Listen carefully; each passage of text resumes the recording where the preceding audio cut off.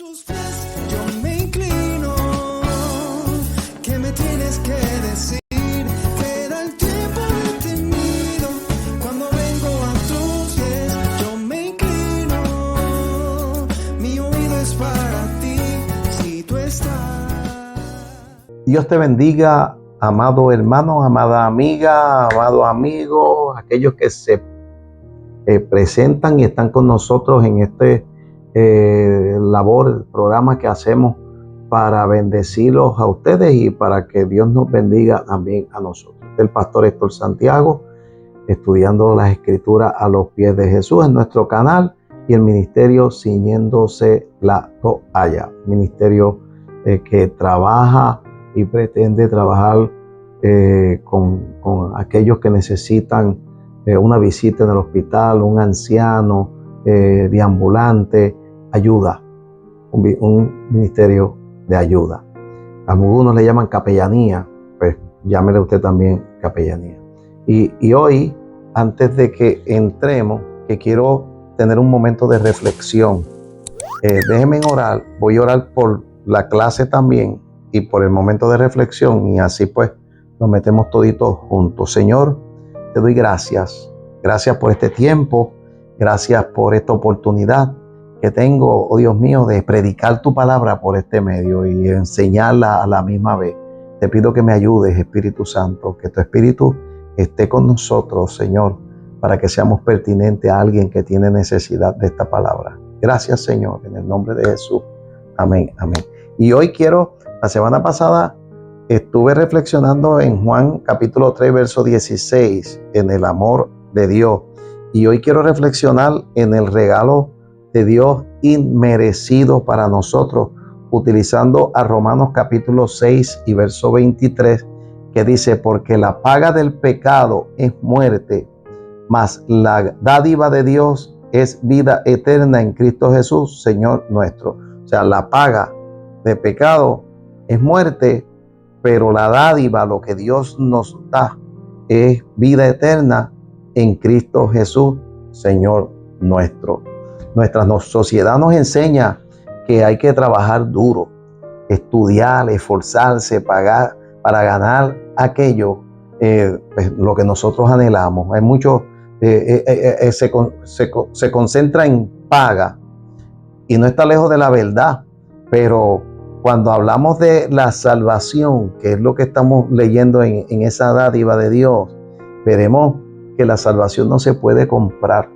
No se le da porque usted se lo merece, porque usted se lo gana, porque usted lo conquista.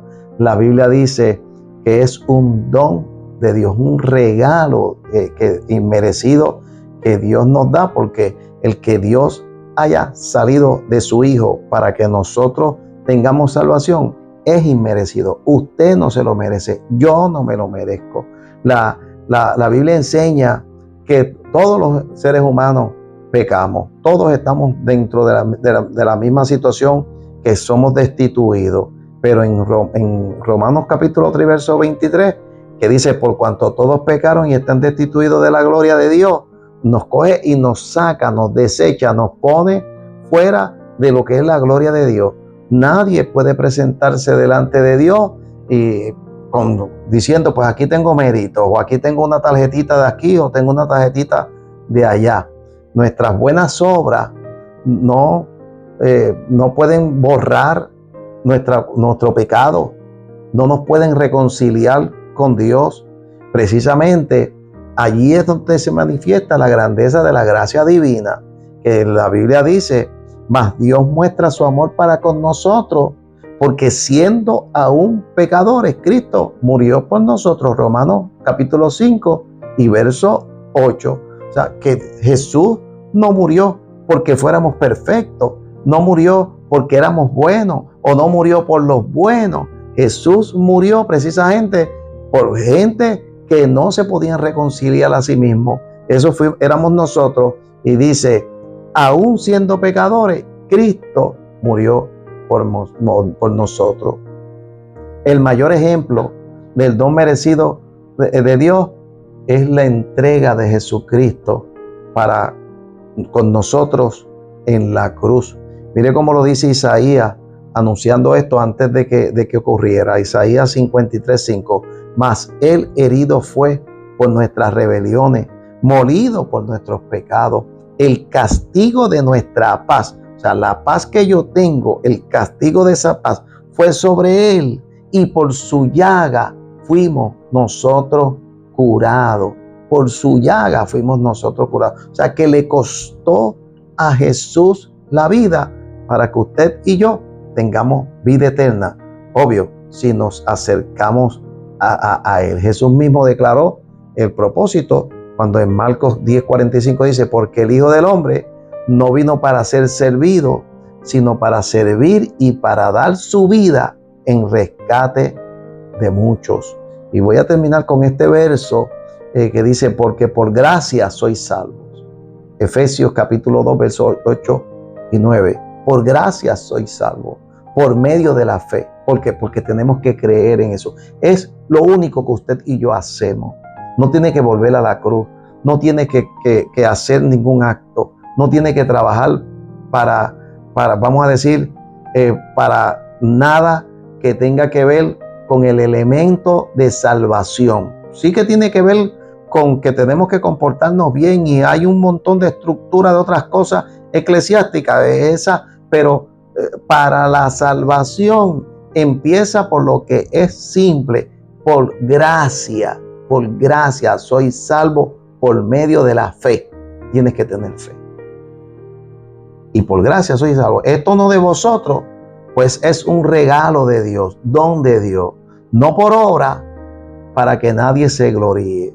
La salvación es un regalo que tú y yo no la podemos pagar, pero requiere que aceptemos a Jesucristo como Salvador. Dios te bendiga, Dios te guarde. Pastor Héctor Santiago, en esta tarde pues sacamos este tiempo para que podamos enseñar lo que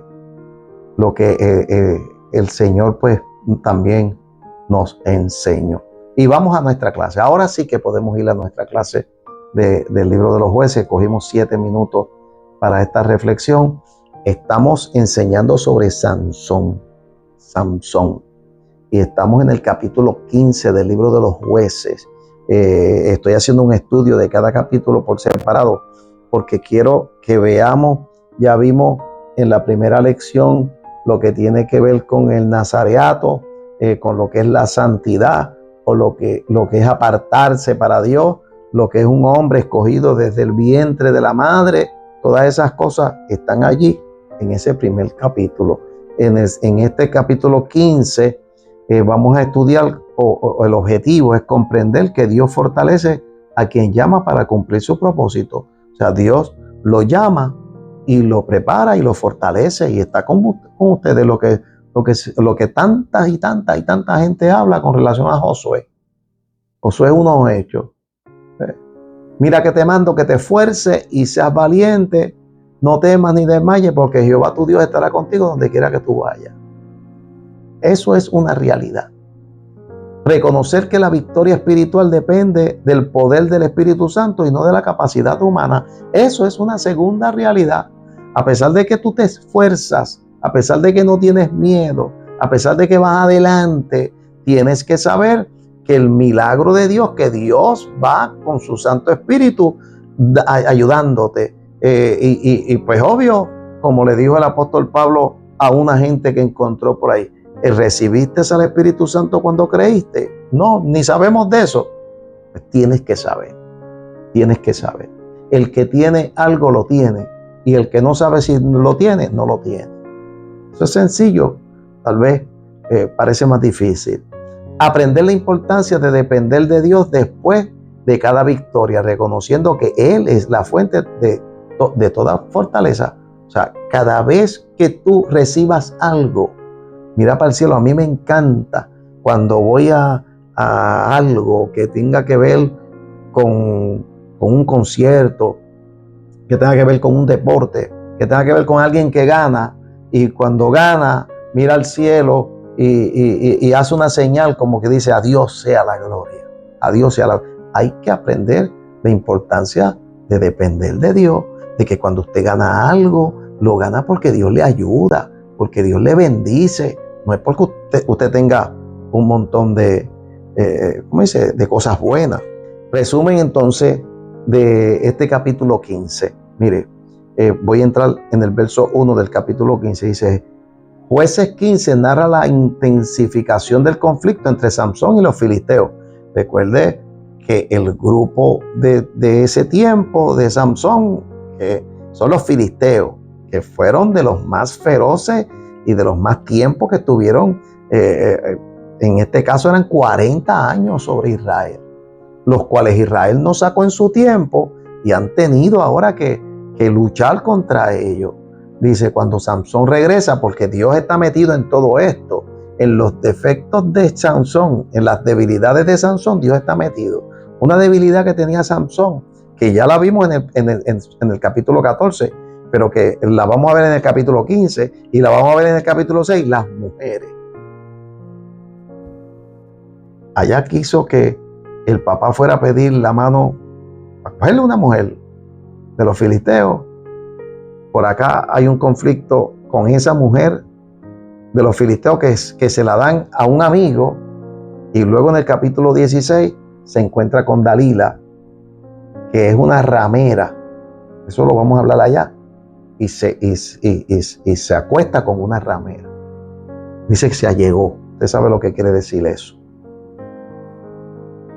Cuando Sansón regresa a visitar a su esposa, porque en el capítulo 14, verso 20, después que pasa aquel asunto de los amigos que hacen que la mujer le sacara el secreto, porque un defecto que tiene Sansón es que es blandito y no guarda los secretos.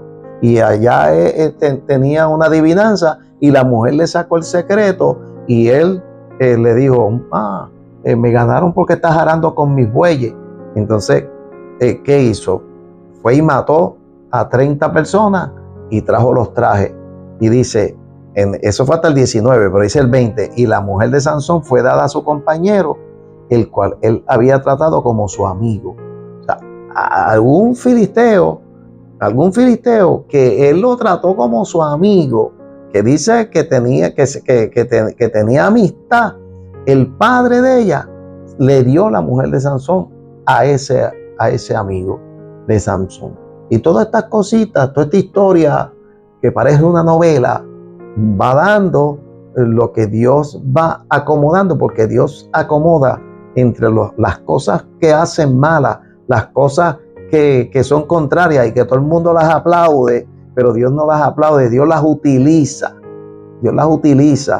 para hacer en el propósito que Él quiere. En este caso, el que Sansón se moleste con los filisteos y que pelee, a diferencia de los demás jueces que peleaban en grupo, que llamaban a los diferentes tribus a que vinieran. Ustedes se acuerdan, y que Dios pues en cada una de esas tiene una enseñanza, hasta los 300 que eran de Gedeón, y por ahí Barak con un grupo, Débora, etcétera, etcétera. Aquí está peleando solo. Dios le dio fuerza, el Espíritu Santo venía sobre él y le daba una fuerza increíble. Y usted dirá, eso es épico, eso es una cosa que... No, yo lo creo, así como lo dice la Biblia, tranquilito, así como lo dice la Biblia, así mismo yo lo creo, que él tenía esa fuerza. Entonces mire, le dice, aconteció después de algún tiempo, se fue, después de aquel día, que en los días de la siega del trigo, Sansón visitó a su mujer con un cabrito. Viene con su cabrito diciendo, entraré a mi mujer en el aposento. Mire que lleva una intención, porque esa era su debilidad. Dice, mas el padre de ella no lo dejó entrar. Y dijo el padre de ella, me persuadí de que la aborrecías por el evento de los jóvenes y la di a tu compañero, que ya yo le leí en el verso 20, que era su mejor amigo, mas su hermana menor, que es más hermosa que ella, tómala pues en su lugar. ¿Se acuerdan el asunto aquel de Labán y de Raquel y de Lea? Mire el negocio que está haciendo el padre para salir de la situación, porque pensó que ya él no venía más por allí.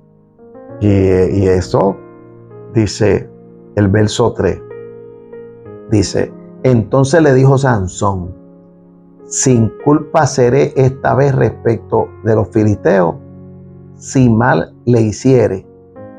Y fue Sansón y cazó 300 zorras y tomó teas. Teas son como para alumbrar. Dice, y juntó colas con colas y puso una tea entre cada dos colas, y después, descendiendo las teas, soltó la zorra en los sembrados de los filisteos y quemó las mieses amontonadas y en pie viñas y olivares. O sea, el trabajo que estaban haciendo los filisteos, que tenía que ver con la siega, que tenía que ver con las mieses y las uvas y los olivares, se las quemó. Cogió esa zorra y las tiró por allí con fuego y acabó con medio mundo. Y dijeron los filisteos, estoy en el verso 6. Dijeron los filisteos, ¿quién hizo esto? Y le contestaron, Samsón, el yerno de Nateo. Ahí apareció el suegro, porque le quitó su mujer y la dio a su compañero. Y vinieron los filisteos y la quemaron a ella y a su padre. Venganza. Vinieron aquellos y dijeron, pues este nos está haciendo esto por causa de esta acción. Y miren donde terminó la mujer y donde terminó el padre de la mujer. Dice, entonces Samsón le dijo, ya que así habéis hecho, juro que me vengaré de vosotros y después desistiré. Mire, actitudes. Usted no lea todo lo que usted vea, no lo vaya a creer que es que está puesto en la Biblia porque es bueno, porque la venganza es buena. La venganza no es bueno. Eso que dice, me vengaré de vosotros y después desistiré, no se vengue. ¿Cómo dice? Coja cordura. La Biblia lo que pide para nosotros es que tengamos cordura, que veamos las cosas desde el ámbito de Dios. No es vengarse. Este hombre, que es el hombre de Dios, que Dios está llevando de la mano, porque tiene un propósito con los filisteos, pero mire lo que él dijo, me voy a vengar. Y después que me vengue, entonces desistiré. Se va a dar cuenta usted, si tuviese que vengarse, que después que se vengue, no le va a satisfacer a su alma tampoco. La Biblia dice, la Biblia para nosotros, los que ¿cómo dicen? No para los filisteos ni para Sansón, para usted y para mí. La Biblia dice, mía es la venganza, yo pagaré. No es la tuya la venganza. No hagas cosas malas porque un tercero te obliga a que tu alma y tu corazón se dañen. No, el Señor dice, mía es la venganza. Por eso es que cuando habla del enemigo, de ese que te hace mal, de ese que está detrás de ti, ese que te hace la vida de cuadrito y que te ha hecho daño, dice que si tuviese hambre, le des de comer y le ayude, porque ascuas de fuego vas a poner sobre su cabeza. De eso hay mucha tela que cortar, muchas cosas que decir que son ascuas de fuego, pero dentro del significado más simple es que Dios se encarga de lo suyo, pero no quiere que en el camino tú te dañes. Yo me dañe. No seas vencido de lo malo, dice el apóstol, dice, no seas vencido de lo malo, vence con el bien el mal. Eso es lo que la Biblia nos enseña. Hay que saber lo que la Biblia nos enseña y hay que darle paso a lo que la Biblia nos enseña. Dice, entonces Samsón le dijo, desistiré cuando me vengue. y los hirió cadera y muslo con gran mortandad, y descendió y habitó en la cueva de la peña de Etam. O sea, dice que se fajó un hombre, cadera y muslo, matando filisteos a todo lo que da por todos lados. Un hombre. Y usted dirá, ¿y cómo es eso? Pues Dios estaba allí. Dios estaba allí con ese hombre. Luego mire lo que dice, los varones de Judá, porque entonces ahora entra, recuerde ¿cómo dice? Que Samsón es del pueblo de Israel. Entonces dice, los varones de Judá le dijeron, ¿por qué habéis subido contra nosotros? Le dice a los filisteos. Y ellos respondieron, a aprender a Samsón hemos subido, para hacerle como él nos ha hecho. Y vinieron 3,000 hombres de Judá a la cueva de la peña de Etam, donde se metió Samsón, y le dijeron a Samsón, ¿no sabes tú que los filisteos dominan sobre nosotros? Llevaban 40 años en ese tren. ¿Por qué nos has hecho esto? Y él les respondió, yo les he hecho como ellos me hicieron. Ellos entonces le dijeron, nosotros hemos venido para prenderte y entregarte en manos de los filisteos. Mire, ¿qué iban a hacer eso? No tenían forma de hacerlo. No conocían a Samsón. No tenían forma de hacerlo. Porque Samsón, lo mismo que le hacía a los filisteos, se lo pudiera haber hecho a ellos. Pero dice, y Samsón respondió, juradme que vosotros no me mataréis. Dice, yo me voy a entregar, pero ustedes júrenme que no me van a matar, que ustedes no me van a matar.